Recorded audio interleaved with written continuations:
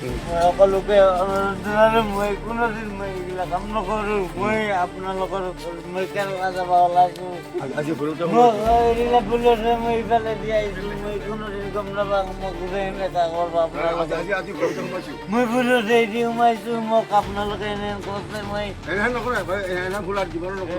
জিন্দগীত মই এইবিলাক কাম ভুল নকৰোঁ আপুনিও বাইদেউ তাত দাদা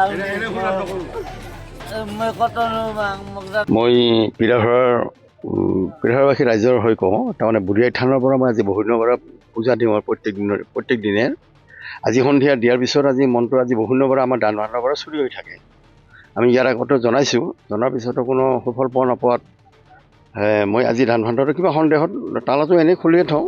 আজি আৰু চালোঁ যে ৰাইজে পইচা চইচা দিয়ে চালোঁ আৰু চোৱাৰ পিছত দেখোঁ যে মই মোটামুটি 800মান টকা পালোঁ। পোৱাৰ পিছত মই তালাটো তেনেকৈ লগাই ভাবিলোঁ আজি এটা ভাল তালা কিনি আনিম আৰু তাৰপিছত মাক সেৱা কৰি গুচি গ'লোঁ ঘৰত। যোৱাৰ পিছত ভাত খাই শুব ওলাইছোঁ, মই সোনকালে শুওঁ। দেখোঁ যে এজনে ফোন কৰিলে আমাৰ গাঁৱৰ মজুমদাৰ যে ৰবীন্দ্ৰ আজি বুঢ়ী আই থানত চুৰি কাৰ্য সম্পাদিত হৈছে, কোনো এজনক চুৰি কৰিছে, আহক আপুনি সোনকালে ওলাই আহক। আহি দেখোঁ যে ৰাইজ গোট খাইছে। গোট খোৱাৰ পিছত মই ক'লোঁ নহয় প্ৰথমতে প্ৰশাসনক জনাব লাগিব। ৰাইজে ল'ৰাটোক কৰায়ত্ব কৰি ৰাখিছে, ৰখাৰ পিছত মাৰধৰ কৰিবৰ কাৰণে মই মানা কৰিলোঁ প্ৰথম অৱস্থাত। হাতেৰে ধৰা পইচা আমাৰ ৰাইজে প্ৰথমতে দুজনমান ল'ৰাই ৰাস্তাৰ সন্মুখৰে দুজনমান ল'ৰাই ক'লে যে ইজন মন্দিৰৰ ভিতৰত সোমাইছে। মই দৌৰা দৌৰিকৈ আহি দেখিলোঁ হয় ভিতৰত তাৰমানে আমাৰ দুখন আসন আছিলে। আজি যিটো সন্ধিয়া যাই দেখোঁ যে মই মা বুঢ়ী আই কৈ ভিতৰত সোমাওঁ, এখন আসন তাৰ পৰা নাই। আহি দেখোঁ আসনখন বাহিৰত পৰি আছে। তাৰপিছত ৰাইজক ক'লোঁ কিছু নকৰিবা, আগতে থানাক খবৰ দিব লাগিব। ইতিমধ্যে তাৰমানে তাক ৰাইজে আগৰ পৰাই তাৰমানে উত্তেজিত হৈ আছে যে আমাৰ বুঢ়ী আই থানত কোনে চুৰ কৰিব। তাৰপিছত ইতিমধ্যে আমাৰ প্ৰশাসনৰ মানুহ আহি পাল, তেওঁলোকে সহযোগ কৰিলে, তেওঁলোকক বুজাই দিওঁ। তেওঁক মাৰধৰ কৰা বুলি ক'লে মিছা কথা। মই তেওঁক ক'লোঁ যে তুমি সঁচা কথা স্বীকাৰ কৰা। তেওঁ মোক সেনেকৈ কোৱাৰ লগে লগে মই হাতত কামুৰি দিলে। নাজানো মোক এতিয়াও কোৱা নাই, কিন্তু মোক কামুৰি দিয়াৰ পিছত মই আৰু বাকী নুসুধিলোঁ তেওঁক।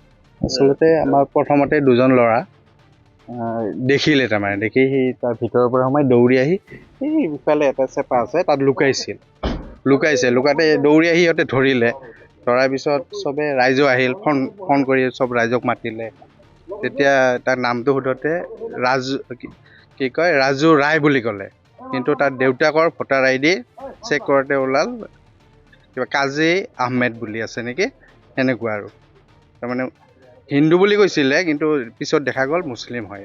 হাতে লোতে লুকাইছিলে প্ৰথমতে, পিছত ধৰিছে হৈ আছে। ইয়াত টকা পইচা ভাণ্ডাৰত নাথাকে, মন্দিৰৰ এই মটৰ হেৰাইছে এবাৰ, এইবিলাক নাথাকে আৰু দমকলবিলাক চুৰ হয়। আৰু প্ৰায় এইফালে ঘৰত মটৰ থটৰবিলাক মানে প্ৰায় চুৰ হৈ থাকে।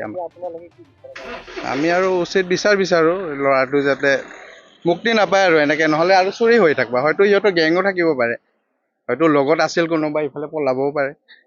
অকল তেখেতকে তাত ধৰিছে আৰু মানে পলাব বিচাৰিছিল, আচলতে লুকাইছিল। পিৰা ধৰা বুঢ়ী আই থান বুলি কয় এইখিনি।